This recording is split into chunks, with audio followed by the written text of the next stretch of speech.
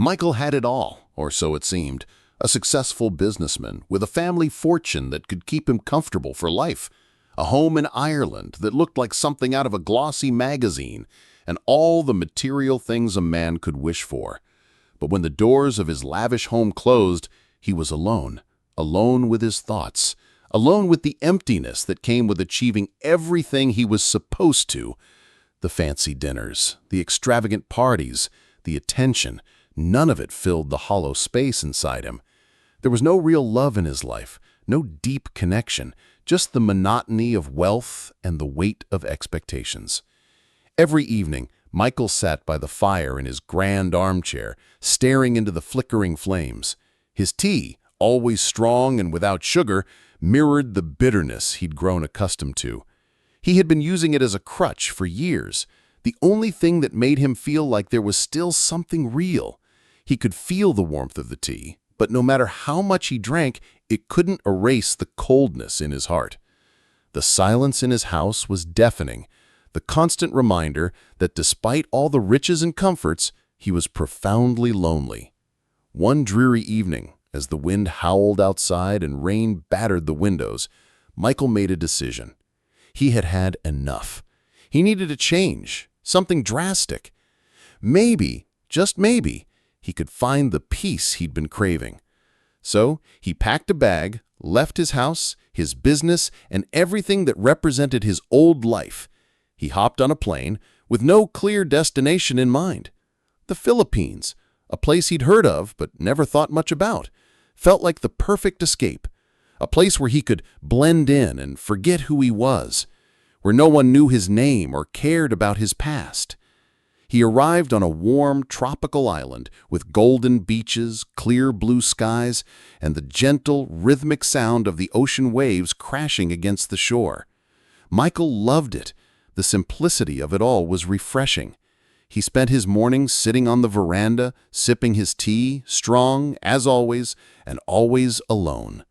The air smelled like salt water and earth, and the sound of the ocean was like a lullaby that soothed his weary soul. For weeks, Michael followed the same routine.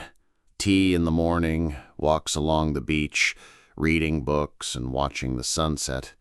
It was peaceful, but something was still missing. His past life, with all its grandeur, seemed so far away, but the emptiness was still there, lingering. The quietness of the island gave him a sense of calm, but it also made him realize just how much he had been running from himself. Then one afternoon, as Michael sat in a small cafe near the beach, sipping his tea, his world shifted. He looked up and saw her, Erika. She was sitting alone at a table, her gaze fixed on the horizon.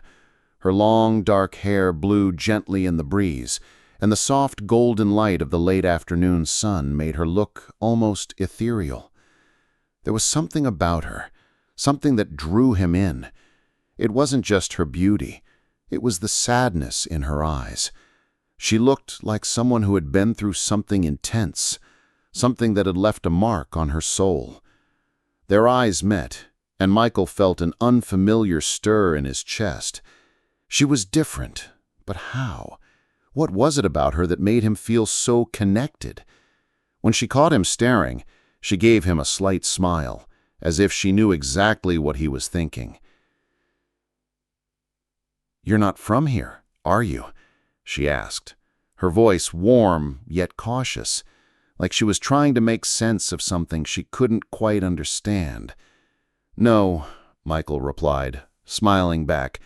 "I'm new here, just looking for a place to, I don't know, find some peace." That was all it took. From that moment, their worlds began to collide. They started talking, sharing stories, and the more Michael learned about Erika, the more intrigued he became.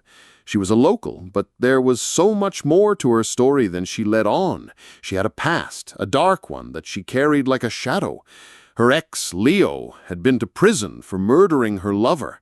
The memory of him haunted her, and despite all the time that had passed, she could never fully escape his presence. She was scared of him, scared that one day he'd come back and ruin her life again. Erika shared all of this with Michael one evening as they walked along the beach, the salty air brushing against their faces. She told him about Leo's anger, about how he had destroyed everything good in her life. She had tried to move on, but the weight of the past always held her back. She didn't trust anyone, not even herself. But with Michael, she felt something different. He was kind. He listened. He wasn't like the men from her past. He didn't judge her, didn't pity her. He simply cared. And Michael, in turn, began to open up to her as well. He told her about his life in Ireland, about how the wealth and success he had worked so hard for meant nothing in the end. He didn't want any of it anymore. He just wanted to be happy, to find someone who would make him feel alive again. And as they spent more time together, Michael realized that he had found that someone in Erika. The connection was undeniable. She was the first person in years who made him feel like he mattered. Their relationship blossomed over time. They spent their days together, walking along the beach, sitting on the veranda with their tea, watching the sunsets, and just being.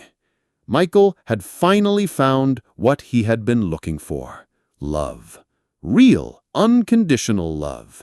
He had found someone who accepted him for who he was, not for what he had. But as is often the case with life, happiness comes with a price.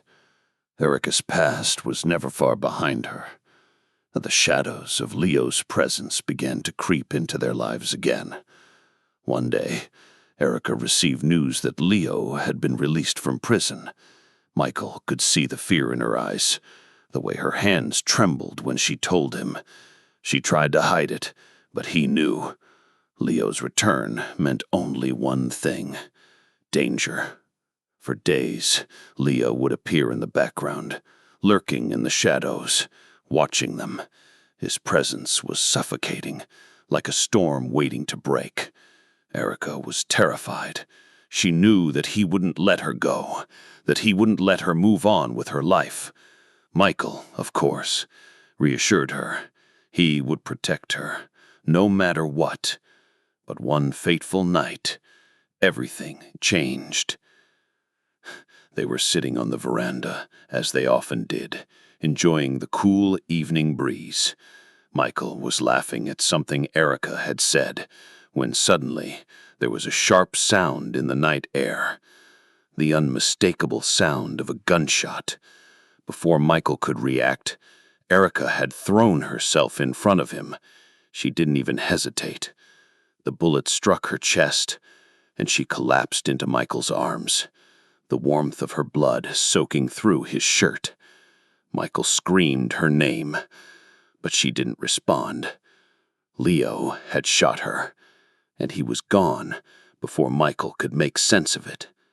In those frantic moments, Michael held Erika in his arms, pressing his hands against her wound, trying to stop the bleeding.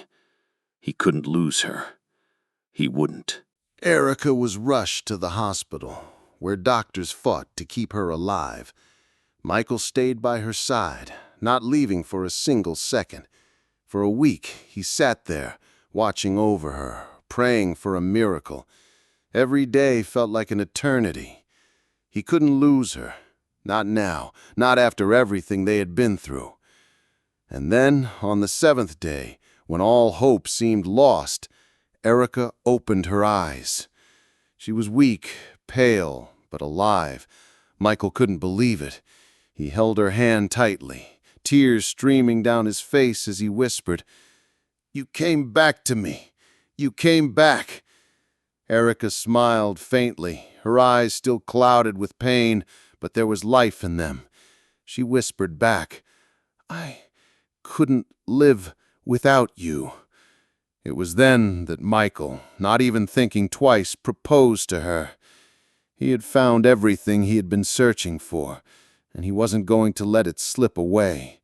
He wanted to spend the rest of his life with her. A few months later, in a small church on the Philippines, they got married. There were only a few close friends, no big celebration, just the two of them, making vows to each other. Despite everything that had happened, despite the pain, They were finally together. Michael and Erika had survived the darkest moments of their lives, and now nothing could tear them apart. They had found each other, and together they were stronger than ever.